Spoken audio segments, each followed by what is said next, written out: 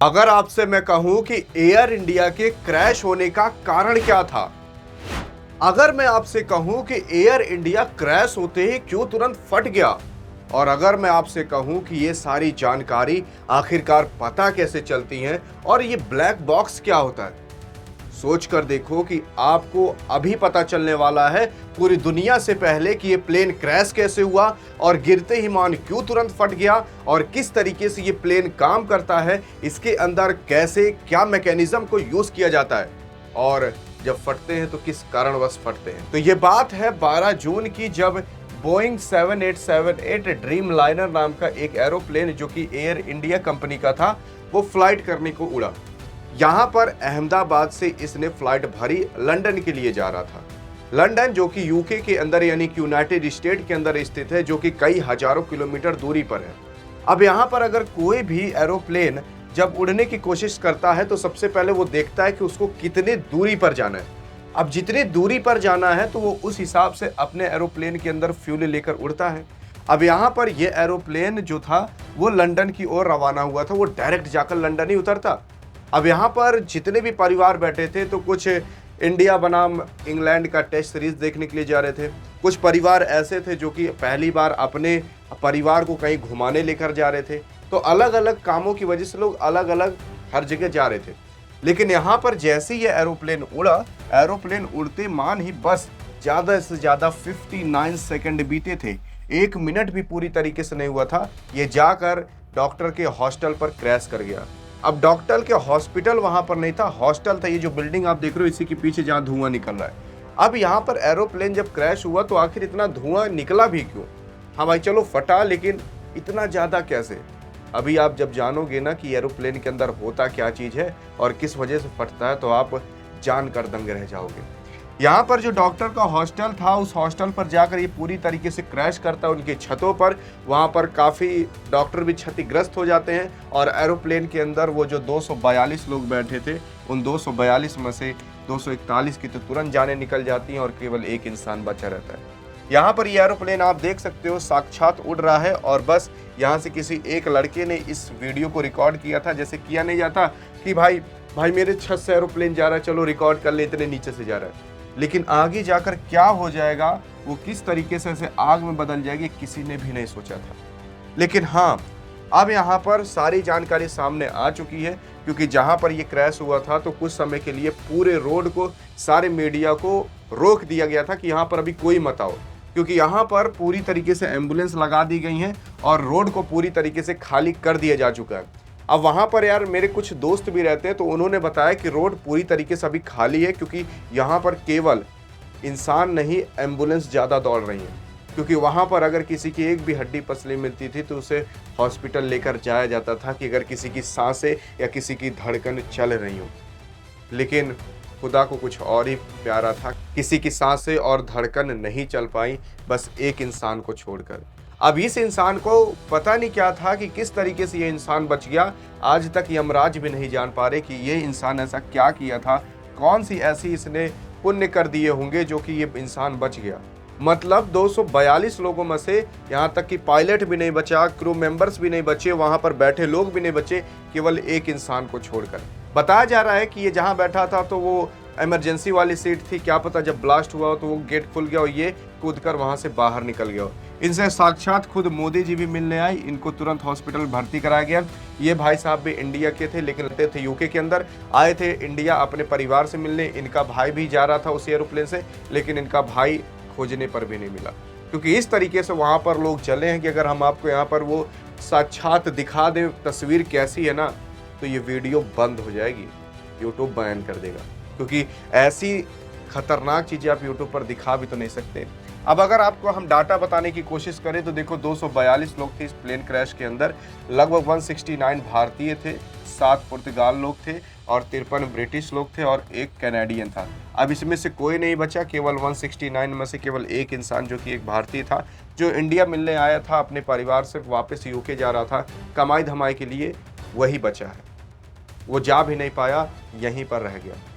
अब इसके बाद अगर देख लिया जाए तो भाई अब सभी का यहाँ पर एरोप्लेन से ट्रैवल करने का मन हट चुका है, कोई अब करना नहीं चाहता। लेकिन मैं आपको बता दूं यहाँ पर किसी की भी गलती नहीं थी, एयर इंडिया की भी गलती नहीं थी, इंडियन गवर्नमेंट की भी गलती नहीं थी, क्योंकि वहाँ पर जो प्लेटफॉर्म थे जहाँ से इसको टेक ऑफ करना था, बाकी सारी चीज़ें ठीक थी। गलती किसकी थी मैं आपको बता दूं, ये पता चल गया। गलती थी ये जो एरोप्लेन बनाने वाली कंपनी है, जिस कंपनी का नाम है बोइंग कंपनी। अब ये बोइंग कंपनी, इसके बारे में पिछले कुछ सालों में भी चर्चाएं उठी है कि ये जो कंपनी है ये प्रॉफिट कमाने के लिए एरोप्लेन के अंदर जो इक्विपमेंट लगते हैं उसको उल्टा सीधा कम दाम वाले, नहीं मजबूत है तब भी लगा दे रही है। और एक इंसान ने पिछले साल ही अभी एक सवाल उठाया था कि यार यहाँ पर जो किया जा रहा है ना वो बहुत गलत काम किया जा रहा है, क्योंकि वो इंसान इसी की कंपनी में काम किया करता था, बोइंग कंपनी में। ये मत सोचना कि एयर इंडिया की वजह से हुआ, ये समझो कि भाई जो कंपनी ने इसे बनाया है, अब वो जिसके इक्विपमेंट लगे हैं, अब वह कहीं से आप इक्विपमेंट खरीद के ले आकर जोड़कर आप एरोप्लेन बना दे रहे हो, तो उस पर आप एयर इंडिया लिख दिए तो आपका हो गया ये। लेकिन जहाँ से खरीद कर लाए हो वो तो यार मतलब ठीक से नहीं दे रहा, जो बना रहा है उस चीज़ को तो बोइंग कंपनी बनाती है। अब जो बोइंग कंपनी थी वो विदेश की कंपनी है और वो एरोप्लेन यही सारे काम बनाने का काम करती है। अब यहाँ पर हम बता दें, ये बोइंग कंपनी का पिछली साल भी ट्रैक रिकॉर्ड काफ़ी ख़राब रहा था, क्योंकि जब 29 दिसंबर हुआ था तो कोरिया के अंदर भी एक एरोप्लेन क्रैश हुआ था, वो भी बोइंग कंपनी का ही था और उसके भी अंदर 50 से ज़्यादा लोग मारे गए थे। और इसी तरीके से बोइंग कंपनी के एक के बाद एक प्लेन क्रैश होते ही चले जा रहे हैं, जिसकी वजह से स्टॉक मार्केट के भी अंदर ये जो बोइंग कंपनी का शेयर है वो आज दिन में, आज जब 13 तारीख थी जब ये प्लेन क्रैश हुआ, उसी अगले दिन ना लगभग 8% नीचे खुला था। उसके बाद हाँ थोड़ा बहुत ऊपर नीचे फ्लक्चुएशन हुआ था इंट्राडे ट्रेडिंग के अंदर, लेकिन उसके बाद क्या हुआ कि बोइंग कंपनी अभी भी निगेटिव में ही है और निगेटिव रहनी भी चाहिए। अगर कोई इस तरीके से हरकत करता है कि थोड़ा सा प्रॉफिट कमा ले और लाखों लोग की ज़िंदगी दांव पे लगा दें, हज़ारों लोग के परिवार को हम इस तरीके से सत्यानाश कर दें, तो यार थोड़ा सा प्रॉफिट कमाने के लिए थोड़ी तो इंसानियत रखनी चाहिए। लेकिन ये किसकी गलती थी ये आपको पता चला। लेकिन हम आप बात करने वाले हैं कि भाई कैसे पता चलता है कि आखिरकार उसके अंदर गलती क्या थी, प्लेन के अंदर ऐसी क्या गलती रह गई थी जिसकी वजह से ये प्लेन क्रैश हुआ। देखो इसके अंदर बहुत से लोग सोच रहे होंगे ड्राइवर की गलती थी। ड्राइवर की गलती नहीं थी, जो प्लेन उड़ा रहा था उसकी भी गलती नहीं थी। यहाँ पर जो प्लेन उड़ा रहे थे उनका 8000 घंटे से भी ज़्यादा का एक्सपीरियंस था, जो कि काफ़ी अच्छा माना जाता है, काफ़ी अच्छा ट्रैक रिकॉर्ड है, यानी कि आप एक्सपीरियंसदार एरोप्लेन उड़ाने वाले ड्राइवर हो। यहाँ पर जब भी कोई एरोप्लेन क्रैश होता है तो इस तरीके की एक मशीन निकाली जाती है एरोप्लेन के अंदर से, जिसे हम कहते हैं ब्लैक बॉक्स। अब ये ब्लैक बॉक्स दिखने में ब्लैक नहीं होता है, ये ब्लैक बॉक्स दिखने में थोड़ा संतरे कलर का होता है। संतरे कलर का मतलब ऑरेंज कलर का होता है। ये ब्लैक बॉक्स दिखता कुछ इस तरीके से, इसके अंदर 2 पार्ट होते हैं। आप देख रहे हो ये एक पीछे रखा हुआ पार्ट है और ये एक आगे रखा हुआ पार्ट है।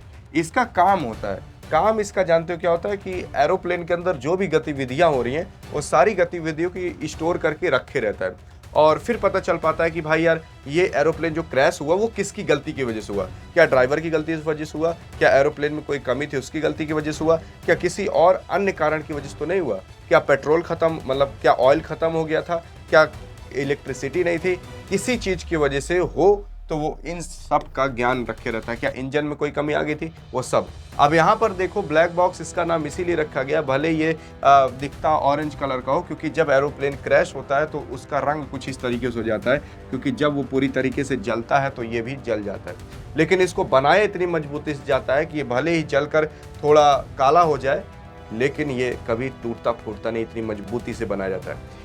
अब ये जो ब्लैक बॉक्स रहता है हेलीकॉप्टर के भी अंदर, एरोप्लेन के भी अंदर, प्राइवेट जेट के भी अंदर, लगभग सभी चीज़ों में ये लगा रहता है। इस ब्लैक बॉक्स का काम होता है सिंपल सा स्टोर करना इंफॉर्मेशन को, जो इंफॉर्मेशन अभी उस टाइम गतिविधि एरोप्लेन के अंदर चल रही है। इस ब्लैक बॉक्स को ऑरेंज कलर का इसलिए बनाया जाता है क्योंकि जब एरोप्लेन क्रैश हो और मान लेते हैं कि भाई क्रैश होने के बाद ये मिल नहीं रहा, तो अगर इसको ब्लैक कलर का बनाया जाता तो भाई वैसी राख हो चुका है, उस राख में ब्लैक कलर की चीज़ और नहीं मिलेगी, तो इसलिए इसको थोड़ा ऑरेंज कलर का बनाया जाता ताकि ये दिखने में थोड़ा विजिबल हो।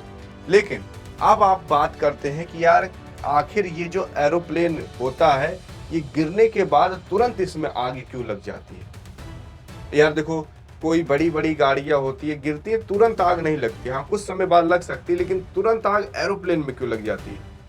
यहाँ पर सबसे पहले हमें समझने की ये बात है कि भाई ये एरोप्लेन जो होता है ना, ये केवल एरोप्लेन नहीं होता, ये चलता फिरता एक मान लो जो पेट्रोल पंप होता है ना, पेट्रोल पंप से भी बड़ा एरोप्लेन होता है।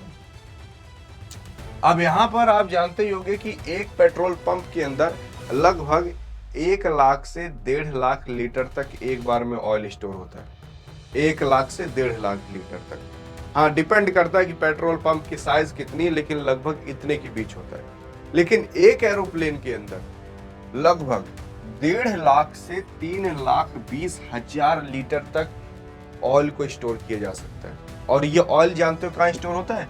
ये जो बगल बगल में पंखुड़ियां लगी रहती हैं, ये आप सोचते होगे कि उड़ने में मदद करती है, उड़ने में तो मदद करती है, लेकिन ये जो आप देख रहे हो यहाँ पर पूरा का पूरा ऑयल स्टोर रहता है। यहाँ वाला जो पार्ट होता है ये इंजन होता है इसका, इधर देख सकते हो इंजन है, लेकिन इधर किनारे किनारे पूरा का पूरा ऑयल स्टोर रहता है और इसी ऑयल से चलता है।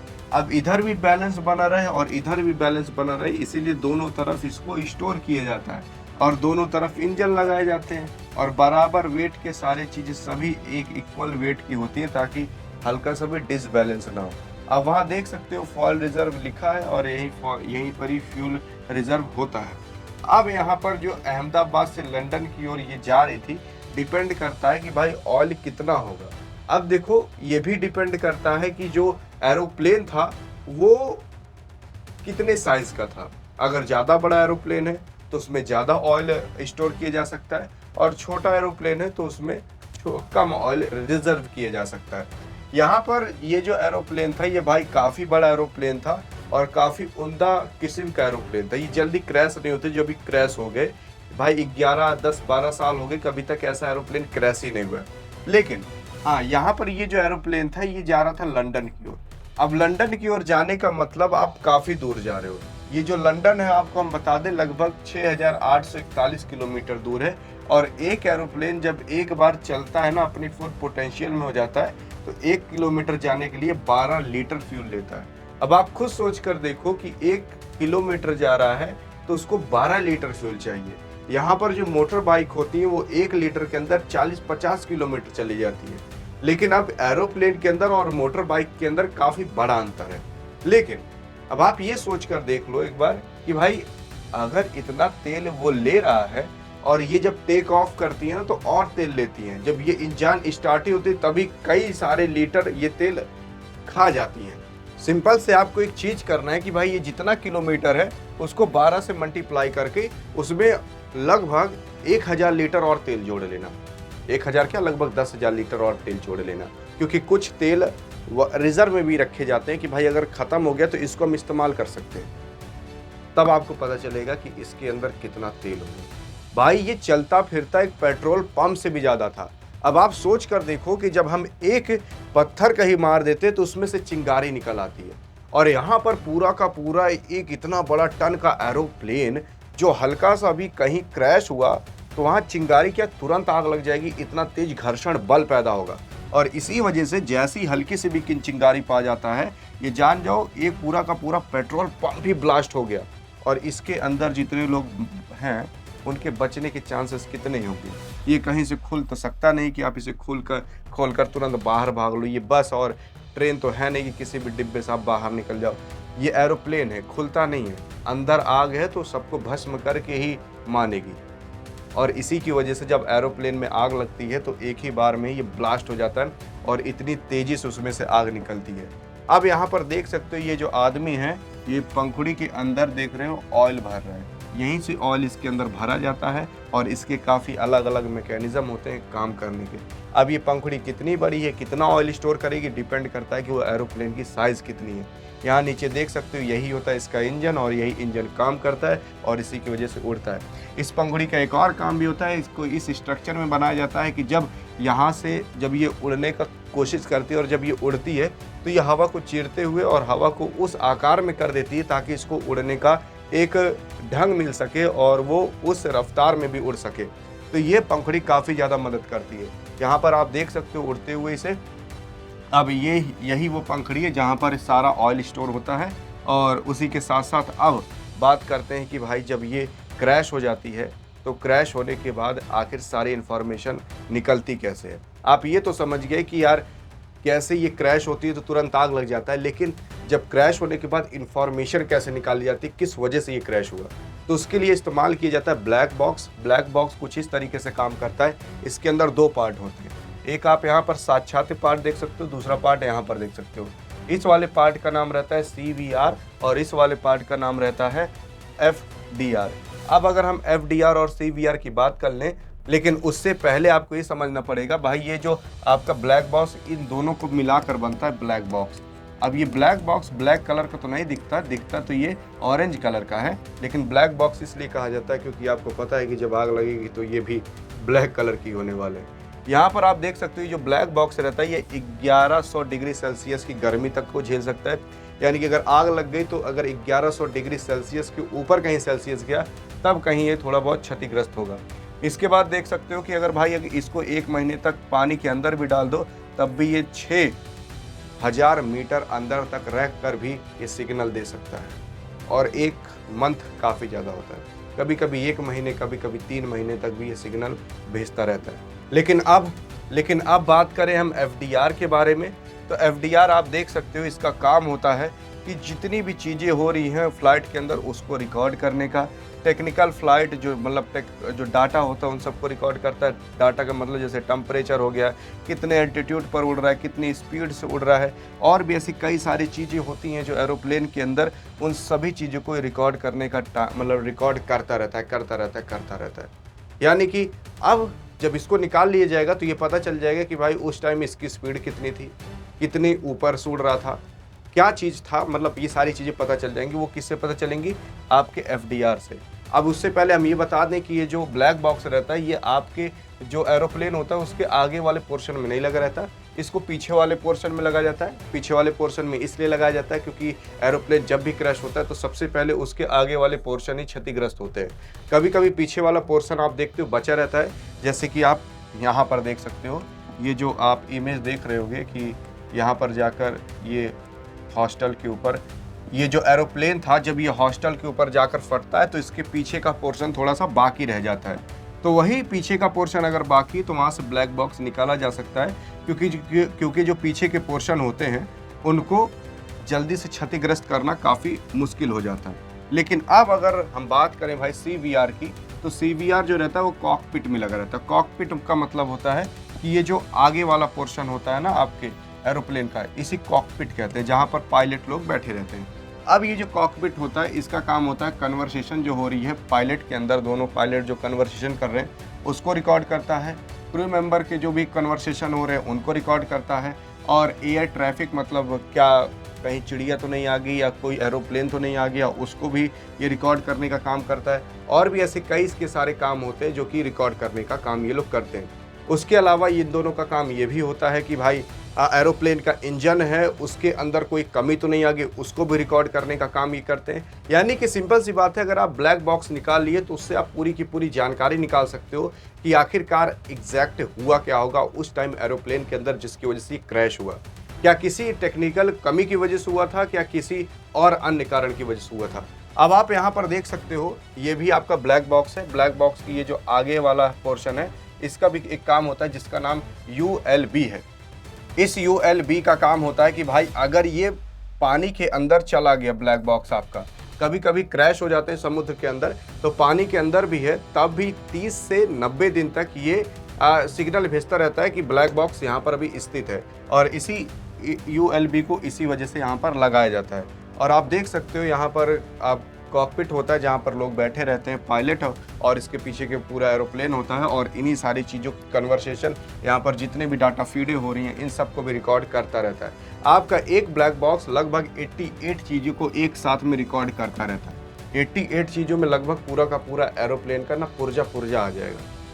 और इसी वजह से सबसे मेन माना जाता है ब्लैक बॉक्स। और जो अहमदाबाद के अंदर ये प्लेन क्रैश हुआ और ब्लैक बॉक्स मिला तो सारी की सारी चीज़ें सामने आ जाएंगी। वैसे भी आपको सारी की सारी चीज़ें अभी पता चल गई होंगी, लेकिन अब आप बताना यहाँ पर किसकी गलती थी।